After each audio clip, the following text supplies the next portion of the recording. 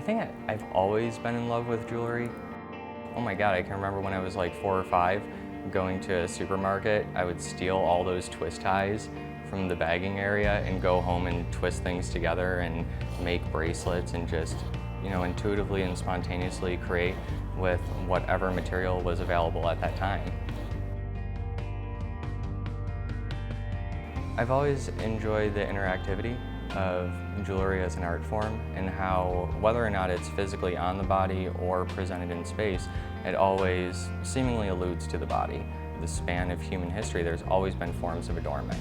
And I really enjoy our connection with that intimate object and the preciousness of that object that jewelry can capture and then carry on from generation to generation.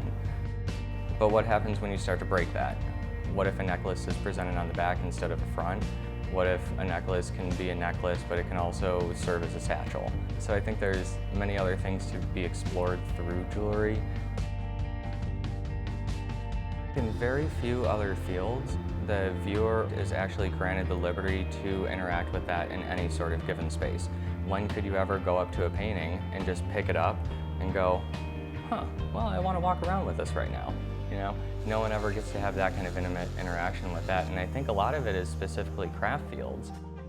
At the end of the day, we are small-scale sculptors, and I think jewelry is this perfect exploratory realm to investigate both avenues within one piece.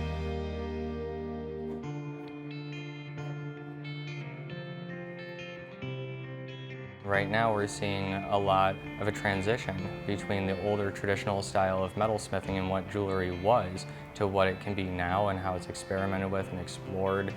I don't do a lot of pre-planning. A lot of it is my spontaneous and intuitive interaction and reaction to material, especially recently working with exotic woods. When you're turning these pieces, you're hitting a bunch of knots. You have to be very deliberate on what section you're carving at what time. I feel like I'm responding to what the wood is telling me and what its capabilities are and where exactly I can carve down to a thin point. And I think that's where more exciting things can happen, and you allow your process to be fluid rather than trying to force it and constrain it into something that it might just not want to be in. I just want people to interact with objects a little bit differently, and I want them to wear more extravagant objects on a daily basis. Jewelry dies and loses a little bit of its magical sparkle once it's locked away in a drawer for years. You could be the most timid, shy person ever that wants no attention on you at any time, but I feel like once you put one of these pieces on and you start interacting with the public on a daily basis wearing these, it actually boosts your confidence level. It makes you approach things differently, and I think a lot of that comes from either looks or interactions with other people commenting on it and starting a conversation. So, jewelry's awesome.